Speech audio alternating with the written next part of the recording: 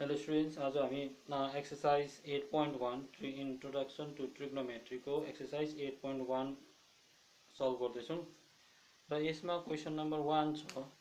Exercise 8.1 introduction to trigonometry exercise 8.1 exercise 8.1 को question number 1 question number 1 मा छ हाम्रो in triangle ABC right angle at B. Triangle ABC में चाहिँ right angle चाहिँ बी में छ। राइट एंगल बी में छ भन्नुको मतलब चाहिँ यो 90 डिग्री छ, यहाँनिर बी भयो, यो चाहिँ ए भयो अनि यो चाहिँ सी भयो। ABC AB equals to 24 centimetre. यो एबी चाहिँ 24 सेन्टिमिटर दिएको छ अनि बीसी चाहिँ 7 सेन्टिमिटर दिएको छ। Determine sin A cos A अनि number 2 sin C cos C छ। पहिला हामीले ट्रिग्नोमेट्रिक रेशियोज निकाल्नु भन्दा अगाडि चाहिँ हामीले थर्ड साइड निकाल्नु पर्छ by using Pythagoras theorem. By using Pythagoras theorem given छ हामीलाई AB इक्वल्स टू 24 सेन्टिमिटर अनि BC इक्वल्स टू 7 सेन्टिमिटर। अब by using Pythagoras theorem by using Pythagoras theorem AC square भनेको चाहिँ AB square plus BC square भयो। Longest side square longest side को square equals to perpendicular square plus base square हुन्छ। भनेपछि AC square equals to AB भनेको कति छ 24 छ, यसलाई स्क्वायर गरिदिने प्लस यो भनेको 7, यसलाई पनि स्क्वायर गरिदिने। AC स्क्वायर इक्वल्स टू 24 को स्क्वायर हुन्छ 576 र 7 को स्क्वायर हुन्छ 49। AC स्क्वायर इक्वल्स टू यो एड गर्दाखेरि 625 हुन्छ। भनेपछि AC मात्रै भनेको चाहिँ 625 भनेको 25 को स्क्वायर हुन्छ। यो square square cut AC equals to 25 centimetre भयो। यो 25 सेन्टिमिटर आउँछ हाइपोटेन्यूज। अब अस्ति हामीले गरेको जुन चाहिँ फर्मुला याद राखौँ, नम्बर 1 मा छ हामीलाई sin A अनि cos A निकाल्नु पर्ने छ। अब sin A भन्ने बित्तिकै यो थीटा भयो। sin A भन्ने बित्तिकै यो A चाहिँ एंगल हो, एंगल को अपोजिट साइड चाहिँ परपेंडिकुलर हुन्छ। भनेपछि BC बाई AC भयो। यो परपेंडिकुलर हो, यो हाइपोटेन्यूज भयो, इक्वल्स टू 7/25 हुन्छ। सेन्टिमिटर मैले लेखेको थिएँ, सेन्टिमिटर क्यान्सल हुन्छ न्युमरेटर र डिनोमिनेटरमा। त्यसरी नै cos A भनेपछि यो थीटा छ, थीटा भएको साइड चाहिँ बेस भयो। भनेपछि AB बाई हाइपोटेन्यूज भनेको AC हो, बेस बाई हाइपोटेन्यूज। यहाँनिर 24/25 हुन्छ। सेन्टिमिटर सेन्टिमिटर क्यान्सल हुन्छ, यहाँ मैले लेखेको छु तर क्यान्सल भयो भने। त्यसरी नै नम्बर 2 मा छ नम्बर 1 को नम्बर 2 मा छ sin C and cos C। Number 2 मा छ sin C। sin C भन्ने बित्तिकै यो साइड C भन्ने बित्तिकै यो बेस हुन्छ, यो परपेंडिकुलर हुन्छ यसको अपोजिट साइड। भनेपछि त्यतिखेर यो परपेंडिकुलर भयो, AB परपेंडिकुलर भयो by hypotenuse is AC, AB by AC यो हुन्छ 24/25। त्यसरी नै cos C पनि क्याल्कुलेट गर्नुपर्ने छ। cos C भनेपछि यो बेस हो, base by hypotenuse BC by AC हुन्छ। भनेपछि BC भनेको 7 छ, AC भनेको 25 छ। यो चाहिँ क्वेसन नम्बर 1 भयो। त्यसरी नै क्वेसन नम्बर 2 क्वेश्चन नंबर 2 में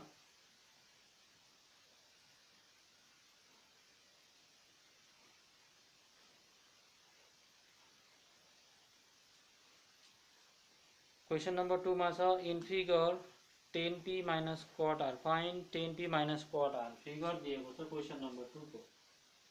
क्वेश्चन नंबर 2 को फिगर दिएको छ र फिगर में छ figure PQR। Figure PQR PQR R छ, यो लङ्गेस्ट साइड 13 सेन्टिमिटर दिएको छ अनि यो 12 सेन्टिमिटर दिएको छ। हामीले यो साइड क्याल्कुलेट गर्नु पर्यो। In triangle PQR solution in triangle PQR PQ equals to 12 centimeter, PR equals to 13 centimeter। PQ चाहिँ 12 सेन्टिमिटर छ, PR चाहिँ 13 सेन्टिमिटर छ। भनेपछि अब using Pythagoras theorem, using Pythagoras theorem, Pythagoras थ्योरमले भन्छ PR hypotenuse, PR square equals to PQ square plus QR square. अब QR निकाल्नु पर्यो हामीले। PR कति छ 13 छ, 13 स्क्वायर इक्वल्स टू PQ छ 12 स्क्वायर प्लस QR स्क्वायर। 13 को स्क्वायर हुन्छ 169, 12 को स्क्वायर हुन्छ 144 प्लस QR स्क्वायर। अब 169 यो प्लस 44 लाई लेफ्ट ह्यान्ड साइडमा ल्याउँदा -144 इक्वल्स टू QR स्क्वायर भयो। त्यसरी नै QR स्क्वायर भनेको यो घटाउँदाखेरि 25 हुन्छ। 25 भनेको के को स्क्वायर हुन सक्छ, यो 5 को स्क्वायर हो। स्क्वायर स्क्वायर काट्न सकिन्छ। So QR equals to 5 centimetre भयो। यो 5 सेन्टिमिटर भयो। हामीलाई क्याल्कुलेट गर्नु भनेको छ 10p माइनस कट R। पहिला 10p निकाल्ने। 10p भनेको some people have curly brown hair turn permanently black perpendicular by base भयो। यो p भइसकेपछि यहाँ p भनेपछि त्यसको अपोजिट साइड परपेन्डिकुलर भनेपछि QR बाइ बेस भनेको PQ, QR बाइ PQ भयो। यो 5/12 हुन्छ। त्यसरी नै कट R, कट R भनेको 10 को उल्टा हो, base by perpendicular, base by perpendicular, base भनेको QR हुन्छ बाइ परपेन्डिकुलर हुन्छ PQ। यो पनि कति आउँछ 5/12 भयो। अब हामीले 10p minus cut R calculate गर्नु पर्यो। Therefore 10p minus cot R, therefore 10p minus cot R, 10p 5/12 छ अनि cot R पनि 5/12 छ। 5/12 minus 5/12 भनेको 0 हो भनेपछि 10p minus cot R चाहिँ 5/12 हुँदैछ। त्यसरी नै question number 3,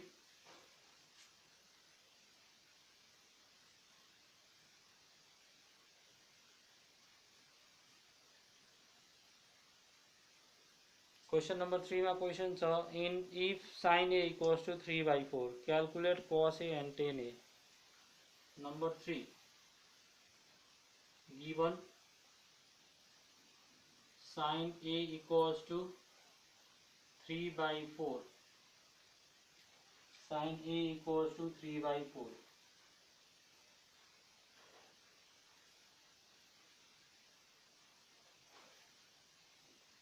A B C 3/4 यो हुन्छ परपेन्डिकुलर बाई यो हुन्छ हाइपोटेन्युस।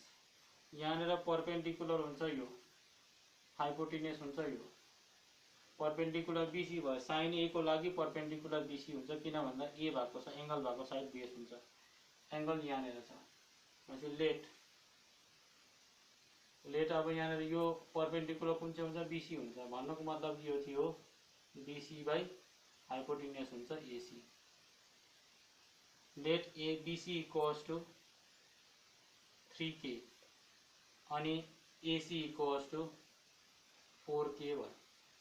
यो भयो 3K अनि यो 4K भयो। अब हामीले परपेन्डिकुलर अथवा बेस क्याल्कुलेट गर्नु पर्यो by using Pythagoras theorem. Pythagoras theorem AC square equals to AB square plus BC square. AC square भनेको 4K होल स्क्वायर हुन्छ। AB स्क्वायर भनेको हामीले क्याल्कुलेट गर्नुपर्नेछ। बीसी भनेको 3k होल स्क्वायर हुन्छ। अब यो 16k स्क्वायर भयो equals to AB square plus यो 3 को स्क्वायर 9 हुन्छ, k को स्क्वायर k स्क्वायर भयो। अब 16k स्क्वायर यसलाई लेफ्टपट्टि ल्याउँदाखेरि माइनस 9k स्क्वायर भयो इक्वल्स टू एबी स्क्वायर भयो। भनेपछि AB square equals to 16 minus 9 भनेको 7k स्क्वायर हुन्छ, 7k स्क्वायर भयो। अब एबी मात्रै भनेको चाहिँ अब यो 7 त रुटबाट निस्किँदैन, रुट 7 भयो, तर यो के र के चाहिँ फेरि रुटबाट निस्किन्छ अनि रुट 7k हुन्छ। भनेपछि यो रुट अन्डर 7k भयो। अब निकाल्नु पर्यो हामीले therefore cos A and tan A, therefore cos A भनेको बेस बाई हाइपोटेन्युस, बेस यो हुन्छ AB, हाइपोटेन्युस हुन्छ AC, root 7k by 4k, k cancel गर्दाखेरि यो रुट 7 बाई 4 भयो। त्यसरी नै tan A क्याल्कुलेट गर्दाखेरि tan A भनेको चाहिँ tan A भनेको पर्पेन्डिकुलर बाई बेस, यो त बेस हो, यो पर्पेन्डिकुलर बाई बेस भनेपछि BC बाई AB हुन्छ। BC भनेको 3k हुन्छ, AB भनेको रुट 7k हुन्छ, k cancel 3 by root under 7 भयो। यो थियो हाम्रो क्वेसन नम्बर 3। त्यसरी नै क्वेसन नम्बर 4 मा छ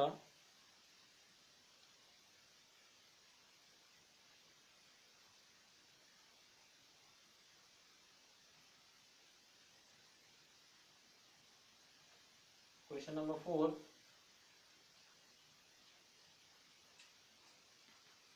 given 15 cot A equals to 8, find sin A and sec A.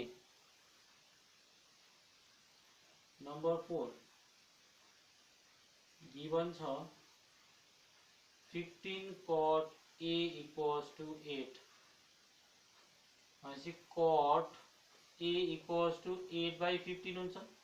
यो 15 लाई राइट ह्यान्ड साइड को डिनोमिनेटर में ल्याइयो, यो भनेको चाहिँ बेस बाई पर्पेन्डिकुलर भयो, बेस बाई पर्पेन्डिकुलर। भनेपछि यहाँनिर हामीले एंगल ए भन्ने बित्तिकै यसलाई ए भन्दियौ, यसलाई ए भन्दियौ, यसलाई बी भन्दियौ, यसलाई सी भन्यौ, राइट एंगल चाहिँ बी मा छ। भनेपछि यो बेस बाई पर्पेन्डिकुलर भयो, यो ए चाहिँ बेस, ए चाहिँ थीटा हो, ए थीटा भइसकेपछि एबी चाहिँ बेस हुन्छ। भनेपछि यहाँ बेस बाई पर्पेन्डिकुलर, भनेपछि AB by perpendicular is BC. भनेपछि अब हामीले लेख्न सक्छौँ late AB equals two 8k अनि बीसी इक्वल्स टू 15k भयो।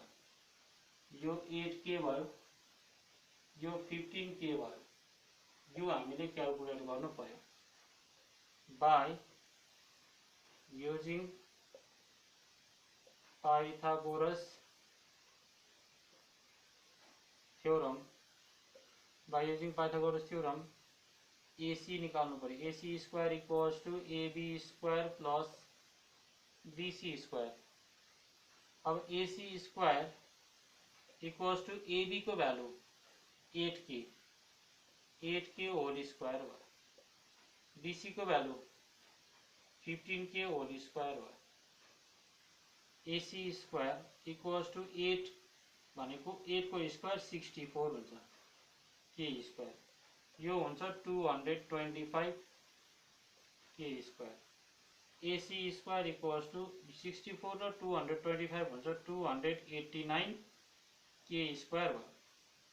भनेपछि AC स्क्वायर इक्वल्स टू यो 289 भनेको 17 को स्क्वायर हो, 17k होल स्क्वायर भयो, 2 क्यान्सल, स्क्वायर स्क्वायर क्यान्सल भयो।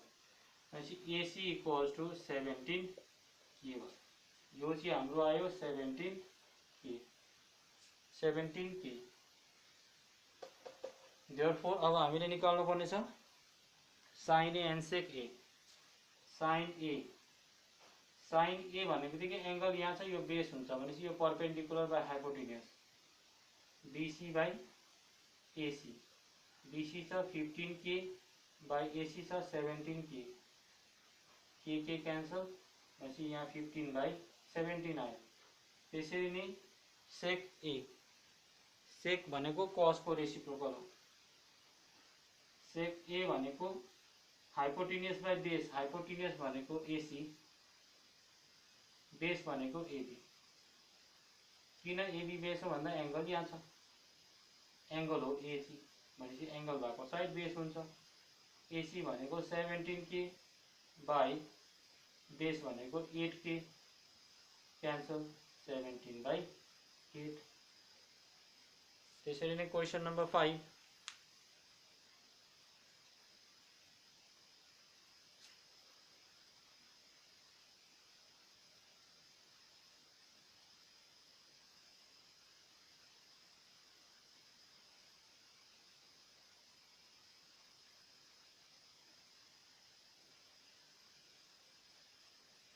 क्वेसन नम्बर 5 में क्वेसन छ given theta sec theta equals to 13/12, calculate all other trigonometric ratios. Question number 5, given sec theta equals to 13/12, sec theta चाहिँ 13/12 छ। यहाँ हामी direct theta लेख्न सक्छौं, हाइपोटेन्यूज बाई बेस हुन्छ त्यो। यो थीटा हो। सेक भनेको कसको उल्टा हाइपोटेन्यूज बाई बेस हुन्छ। हाइपोटेन्यूज बाई बेस, हाइपोटेन्यूज यो h हो, बेस यो b हो। हामीले परपेंडिकुलर क्याल्कुलेट गर्नु पर्यो। Let h equals to 13K, b equals to 12K। अब परपेंडिकुलर क्याल्कुलेट करूँ using Pythagoras theorem, using Pythagoras theorem, Pythagoras theorem use करूँ। Pythagoras theorem is h square equals to b square plus p square. h square भनेको 13 square, 13K square, 13K whole square भयो। b square भनेको 12K whole square भयो। अनि p हामीले calculate गर्नुपर्ने छ, p calculate गर्नुपर्ने छ।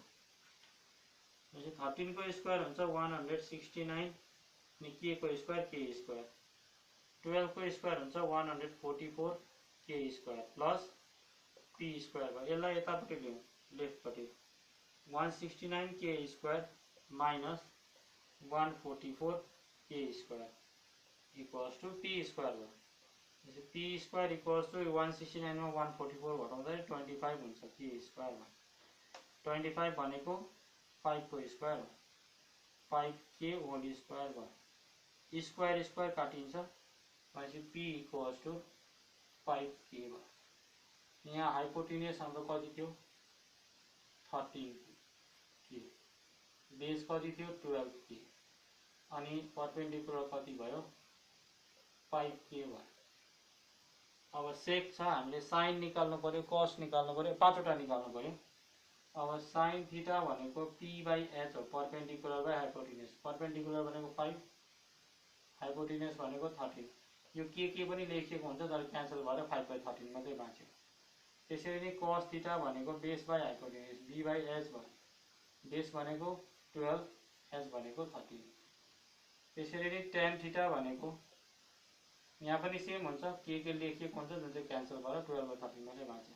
सबै केसमा त्यही हुन्छ। tan थीटा भनेको परपेंडिकुलर बाई बेस, परपेंडिकुलर भनेको 5, बेस भनेको 12। त्यसरी नै कोसेक थीटा, कोसेक थीटा भनेको hypotenuse by perpendicular, hypotenuse by perpendicular, hypotenuse 13k by perpendicular 5 भनेपछि के क्यान्सल भयो 13/5। सेक हाम्रोमा अलरेडी छँदैछ। अब लास्ट हुन्छ हाम्रो कट थीटा। कट थीटा कति हुन्छ, कट थीटा भनेको base by perpendicular, base by perpendicular. Base हाम्रो कति छ, बेस हाम्रो 12 छ, परपेंडिकुलर 5 छ।